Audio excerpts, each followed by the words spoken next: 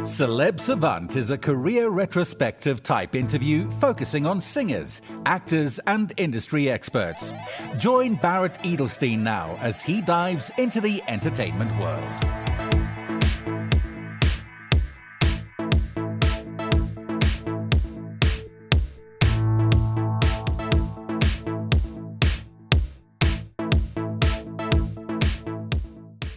Cash Only is a British DJ, producer, record label owner, promoter, booker, tour manager, and possibly most innovatively creative youth project director and facilitator with a career spanning over 30 years. Cash Only took a hiatus from the music world and built the largest independent group of children's residential social care homes for children aged 6 to 16 in the West Midlands, employing over 180 staff across 15 sites over a 10-year plan. Cash Only released his first EP in 2012, and after selling the children's residential social care homes, released music again in 2023. His release schedule quickly grew, seeing records signed to the iconic Nervous Records alongside King Street Sounds, Electronic Nature, Divine Sounds, Upcycle, and New State. In early 2024, his track Salsa House by himself and DJ Fen sat at number 1 in the Garage chart for over 2 weeks, with other releases regularly sitting in the genre charts for a number of weeks. During this time, he has worked with a number of high-profile vocalists, including Alex Mills, Reigns, and Holly Ellison. Cash is the label manager for Divine Sounds and also set up his own label, Famous When Dead Records, in 2025 as a platform to predominantly self-release, but to also feature artists he holds in high regards. Up next on Celeb Savant, we've got Cash Only. Where in the world are you and how are you doing? I'm good, thank you. And I am in Cheshire, which is a kind of poshest suburb of Manchester. So, yeah, we live on a golf course and there's lots of greenery, but equally, you know, it's close to like major cities like Manchester, and it's only a couple of hours from London on the train. So, you know, and we're right by the airport, so it's quite connective. But yeah, we're in the countryside basically. How and when? What was the choice behind the stage name Cash Only? So yeah, everyone asks me that. And no one would ever guess the real reason. But the real reason is it's a piece of art that I bought in 2012. So I've been DJing, making music, producing, promoting, doing all sorts of stuff in the music industry for about 30 years. And in 2012, I was DJing under a different name. And it was more kind of UK garage and kind of shows like that. And I wanted to go in a little bit more of a housey direction with some of the music that was influencing me in 2012. So there's a really cool street artist that I like, and his name is Famous When Dead, which I think is a great name as well. Yes, I've actually got a record label with him now called Famous When Dead Records. But anyway, I love this guy's art, and I was drawn to this piece, and it was a piece of painted art, and it's just got a big Cash Only stamp over this guy's face. So I bought that, and I thought one day when I was thinking of a new name that I needed for this kind of journey into the house world, maybe that could work as a name. And I think over the years, and especially now and post-COVID, it's such a relevant name, and it's a great piece of marketing because people around the world, they take pictures of stuff, markets, or, you know, they're in Thailand somewhere and they've just got this really poorly written in English sign that says Cash Only, and like people tag me and stuff all the time. So I think it's quite a cool name. However, a promoter once, they had on the flyer, it said Acid Harry Cash Only, and someone commented, I'm not sure if this is an advertisement for drugs or some DJs. So yeah. And when did you meet the artist? How long after getting that painting did you meet him? Yeah, so I knew him. He was a local guy in the Midlands where I was living at the time, and yeah, I really liked his work. And yeah, so now he does all of the artwork for the record label that we had together, and he does lots of other bits and pieces for me. You know, his work is quite dystopian, abstract, and yeah, I just think that there's a lot that can be done with sound and vision, especially in 2025, where a lot of people go into events, to film it. People are digesting music more with their eyes than they are with their ears a lot of the time. So it's a concept that I had to bring kind of the worlds of sound and art together a little bit more.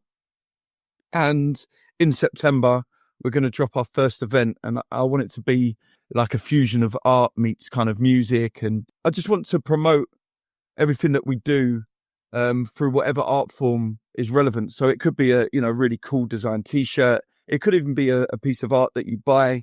I'm playing Glastonbury, and we're thinking of doing like a limited edition print that we can sell, maybe raise a bit of money for charity. And obviously you can buy my music as well. So yeah, that's the whole concept, and that's where the name comes from. Okay, so now let's rewind to the very beginning. So at what age, whether as a child or teenager, did you feel cool? I want to be in this space, and how did that journey progress? Funnily enough, my daughter reminded me, she said to me, "Did you used to be in a band?" And I was like, totally forgot about that. So when I was about 13 or 14, I was really into heavy metal. So, and also that was kind of a time when Nirvana and Pearl Jam were around as well. So I kind of liked all of that kind of music, really big into Nirvana. And then that kind of progressed into heavy metal. So Metallica, Megadeth, stuff like that. And then I learned the guitar, although I wasn't very good at it. And I sang as the front man of the band. And I was telling the wife earlier that I went to a Catholic boys' school, and then there was a Catholic girls' school across the road. And my friend who was in the band with me, he lived next to the girls' school. So he had like this window that you could go out, and we set like the amps and the sound up and the guitars on the roof, so that when all the girls come out of the school, we were like playing our guitars and singing. Like we were doing impromptu concerts, like when the girls went to school, just to like, hey, look at me. So yeah, so I was into live music for a bit, and then all of a sudden one day I heard like jungle music, like the origins of drum and bass. And yeah, that took me on a whole different journey. And that kind of then transcended into UK garage, which is basically US house in the late 90s that was sped up, that kind of the people in the UK really embraced. So people like Matt Jam Lamont, Carl Tough Enough Brown, they were true innovators of it, alongside DJ Spoonie, lots of Ramsey and Fenn, and lots of these guys now that I listened to in my late teens, are now good friends of mine. I play golf with them. I make music with them. I've made music with two of those legends that inspired me to get into music. And so, yeah, I was just heavy into that back in the days where we used to buy vinyls, and because the whole music scene's totally changed now. As I say, you can, if you want to listen to some music back in the day, you had to go and find and hunt for it and beg and really ask nice, see if we could have them really cool records under the counter. Now if I want to listen to a song, I could probably find a song in 5 seconds on my phone and play it. So it's kind of the way that music's innovated technologically wise is a very, very good in many ways, but it does feel sometimes that kind of magic and that mystery of having something that was very desirable, that was hard to get, is not as prevalent as it was 30 years ago. Okay, so then how did that then, you now become professional in the world? Yeah, so I bought a set of decks, and I just kept practicing. And then when I was about 18, 19, I left London, which is where I grew up, and I moved to a place called Stoke-on-Trent. So Stoke-on-Trent is actually, if you don't know, the birthplace of Robbie Williams. Slash from Guns N' Roses is also from Stoke. Yeah. And Lemmy from Motorhead. So actually the guy that I run the record label with, the guy that manages all the and services all the records, his uncle is actually Lemmy from Motorhead. So there's some really famous people from Stoke. Yeah, so I ended up moving there. And because I had some links to some of the music scene that wasn't as strong in the Midlands in Stoke, so that was very hard house, trance, kind of driven. My stuff was a little bit more kind of diverse, maybe R&B influence, kind of UK garage type stuff. We started to put on a few parties, and we started to do all right. And I got recognised by someone that later on became my business partner, who owned a couple of clubs in the city. And over a couple of years, I think my work ethic shone through, and I was programming all of the venues for all their local DJs. I was putting on events with some of the biggest names on kind of the R&B, urban and UK garage scene. I was doing Hedkandi parties, and Hedkandi at the time was the biggest thing in house music, back then in those funky house days. It was amazing. And again, weirdly, a guy that I booked for one of the Hedkandi parties, John Jones, who was pretty much their main DJ back in the day. He's now a good friend of mine. Weirdly, he DJ'd with me on at the weekend in down by London in Marlowe's. Yeah, it's really cool how like all these full circle moments keep happening to me. That people that I used to look up to and aspire to be. It's great that I can now call them my friends and just call them up and, hey, how you doing? Or do you want to go play golf? So I started running all the nights in the Midlands, and then that just got really, really busy. And then off the back of that, I had a lot of time on my hands in the day. So I set up some youth projects. So basically, when I was at school, school didn't work for me. I was a bit naughty and, probably didn't have the attention span that kind of people needed back then for mainstream education.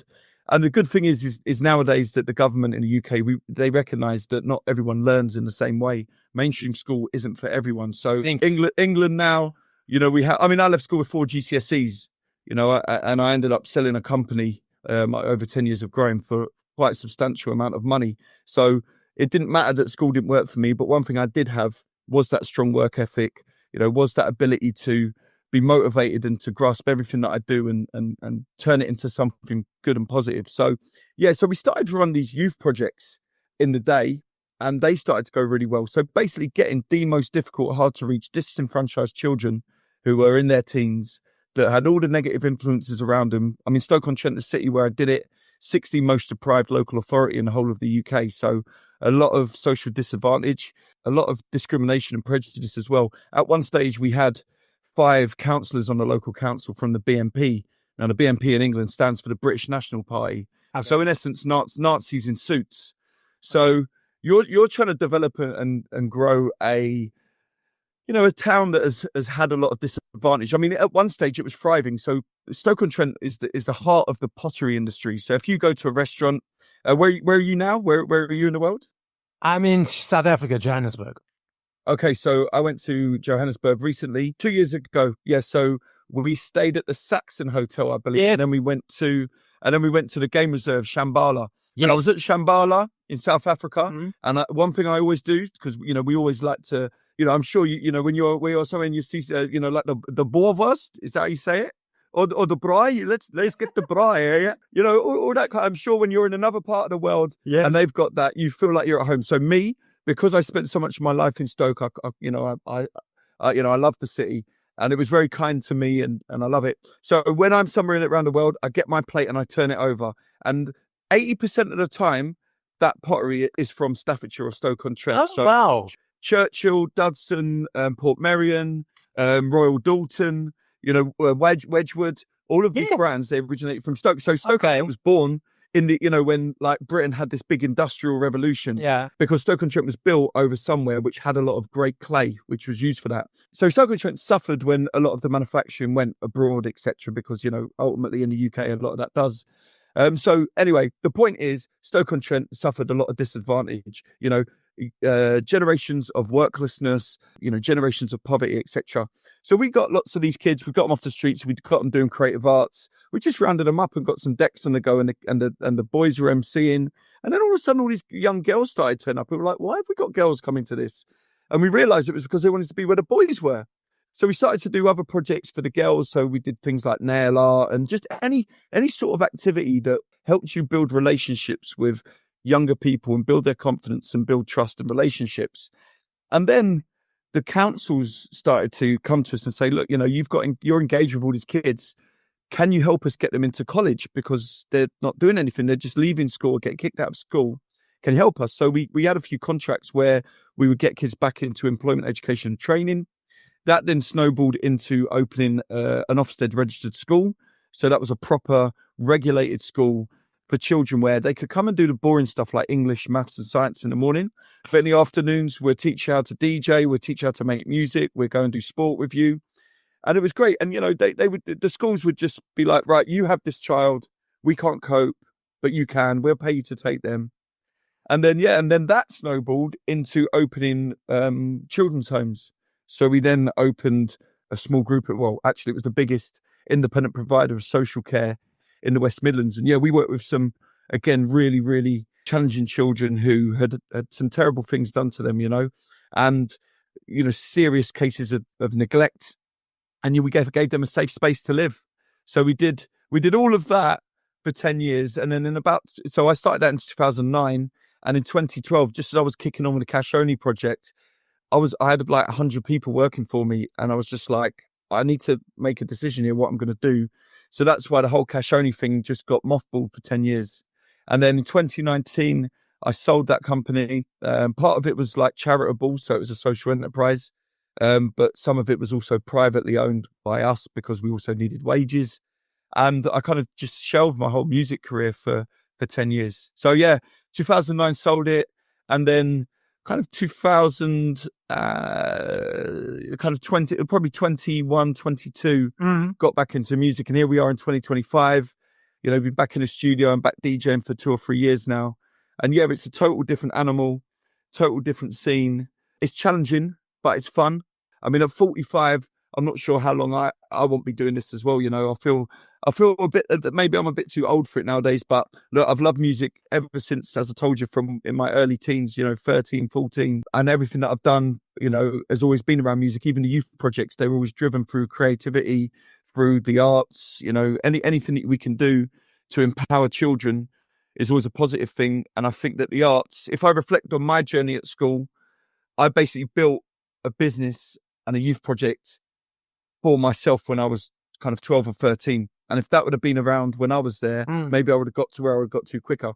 So yeah, that's where we're at now. And I still do have some business interests in some other social care based businesses, which do great work with children, but I'm not the chief executive anymore. I literally, turn up to a meeting once a month or checking on them from time to time. I'm there if they want advice, but no, I'm throwing my all into doing music because I actually haven't got a job, but I've never been busier. It's like today, I literally haven't stopped.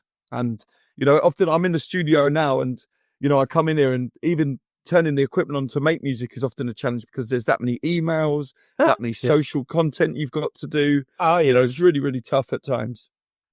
Twofold. How has social media, the platforms, do you feel have affected the youth and children over a period of time in the world? Obviously, from your experiences dealing with the kids and what they're going through, has it been a positive? Has it been a negative? Or they obviously pros and cons? How do you feel has it changed or affected the music industry? Social media for children is a blessing and a curse. There's no better way for a child to feel good about themselves than seeing a post that they've done got hundreds of thousands of likes and it kind of gone semi-viral. But equally, there is a lot of bullying that happens on social media. I mean, my 15-year-old daughter, she'll never let me take a picture of her with her and post it. I'll say, can I have a picture? And the first thing she'll say is, you can't post it. And that's a bit worrying that children are that self-conscious about how they appear online and stuff. Me as a dad, I just want to take nice pictures of my kids and post them on the internet as like a mobile scrapbook, like that will always be there for years to come and even potentially be a legacy for my great-great-grandchildren to say, oh, what did great-granddad do? Just go on his social media, go and check out. This is who he was. But yeah, we and when we had the children's homes, when we were looking after some really emotionally damaged children, social media often was an instigator for a lot of problems. It could put them in a really bad mood if something happened on there.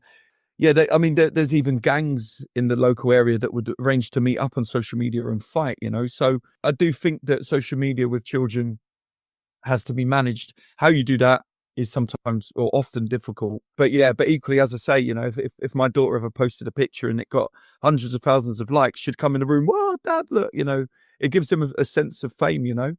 Which kind of leads into the music industry. And yeah, there's a lot of stuff, as I say, that I think music is now being digested by the eyes rather than the ears at times. There's a lot of DJs now that have been TikTok or Instagram famous that have thought, oh, how can I monetize what I do? Well, I've got the audience, I've got a community, people like me as a person. How can I meet them? I'll learn to DJ and let's DJ. Or I might make some songs. And, so yeah, it's challenging times because some of the most amazing, talented producers ever are struggling because maybe they're not as attractive on the eye as some of these other influencer people that are coming through, and I'm kind of on that side of the fence where I'm one of these creatives, I'm one of these producers, I'm going to be 50 in 5 years. Like, who wants to look at me jumping up and down behind the decks? But I don't know if it's a bad thing. It's just change, Look at the way that we used to consume music, from vinyl to tapes to CDs to mini discs. Then there was a bit of a lull in vinyl, and then there was a bit of a lull between the time when vinyl shifted over to people buying music. It took a bit. If it wasn't for Apple and Spotify making an affordable platform for people to buy music, I think people would still just be bootlegging and downloading stuff illegally, which wasn't good for anyone. But yeah, I mean, Spotify and Apple Music, have done a lot for the scene, but, equally they have their critics, which I make music predominantly for clubs and for Spotify. I want people to be able to listen to my music in the car and at home, but equally if they hear it in a club, to be excited by it. Yeah, I think times have changed. 50 years ago, my nan used to send me to the greengrocers to buy 2 kilos of potatoes. Now I just go to the supermarket, Times change, things evolve. Yeah. And if you apply yesterday's thinking to today's problems, you'll end up with the dinosaurs. Exactly. I like that. Exactly. Why, when you started Cash Only, did you want to transition a little bit more into house compared to the type of music you were creating previously? I mean, the kind of market for the music that I was doing previously has kind of died out. It was a massive, massive movement in the UK for maybe 3 to 8 years.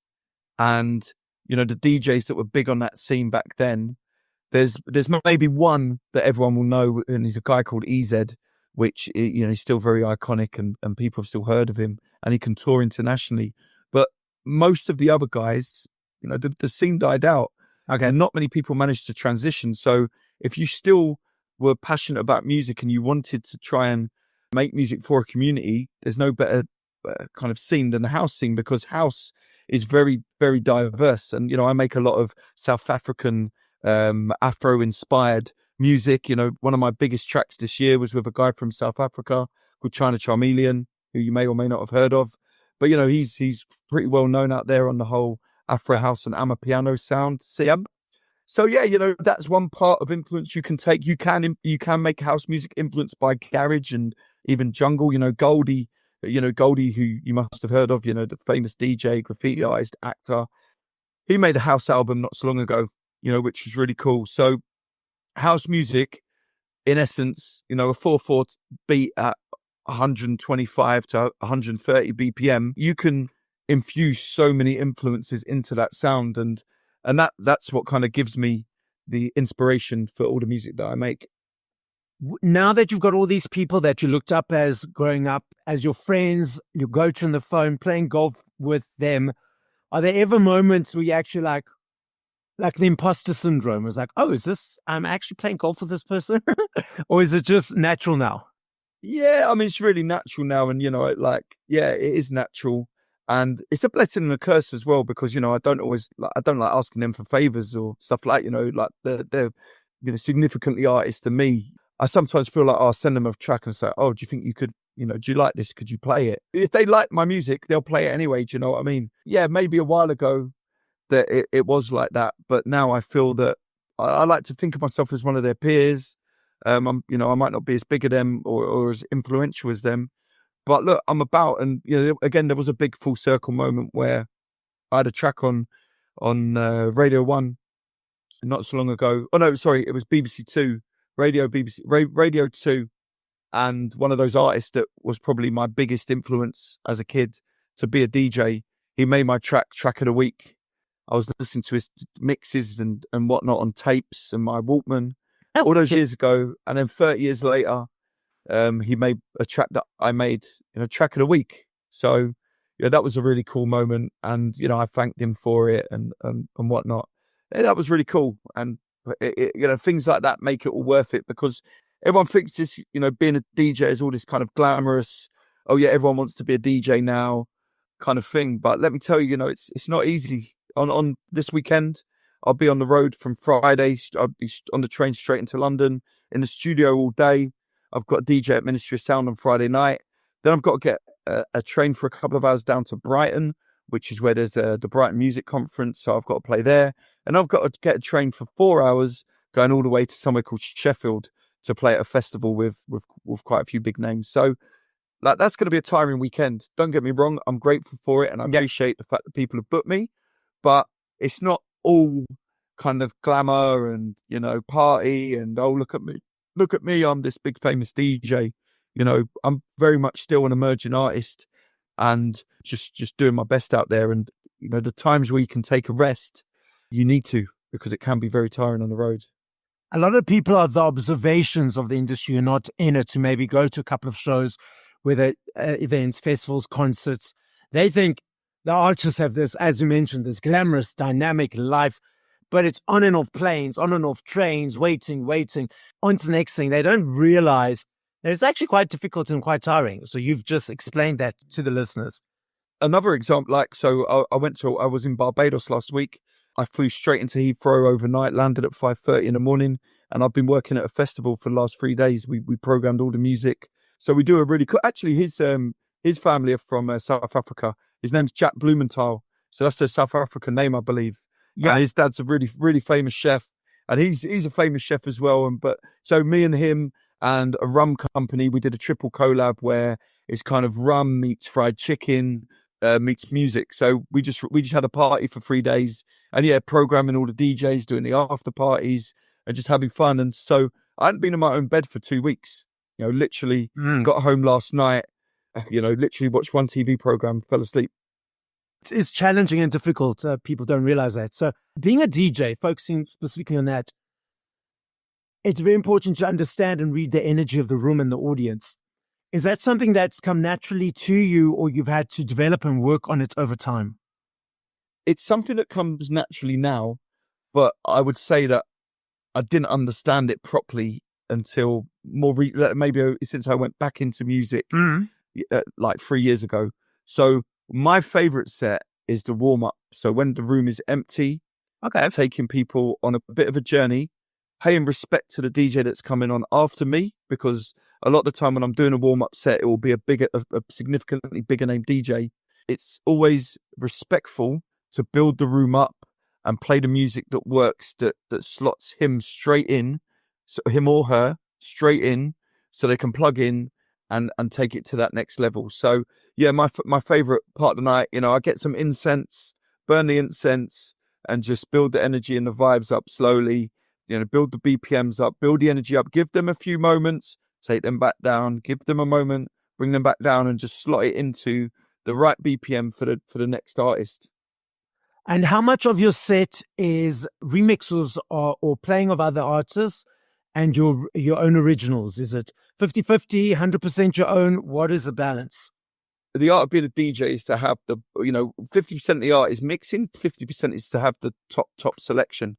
A lot of my music is what they call edits. So there'll be like very famous vocals put over other instrumentals, or there'll be totally new instrumentals that I've made. I'll play some of my own music. I'll play some music from guys that I respect in the industry. I just play music that I like. And, you know, sometimes you have to throw the crowd a bit of a bone. If things aren't going the way that you want them to go or shouldn't be going by a certain time, then you would have to throw like a big one in there that everyone knows. And I've got a couple of them. You know, it's kind of the get out of jail playlist, right? Yeah, have that, you know, and then a lot of DJs to do something like it's one for me, one for you, one for me, one for you, you know. But yeah, if you're not playing your own music in your sets, then why are you bothering? You know, why are you bothering to make it? But obviously breaking music is often difficult as well. But you always know when the track works because you know how many Shazams it's done. You know, if you just played it to 1,000 people and all of a sudden the Shazam count's gone mad, you know that people are going to their phone and thinking, oh, what's that? I really like that. Yeah. So do you ever, as an artist, get reports from Shazam on the tracking of your songs? Yeah, so there's a website called Songstats, and what that does is it pulls in all the data.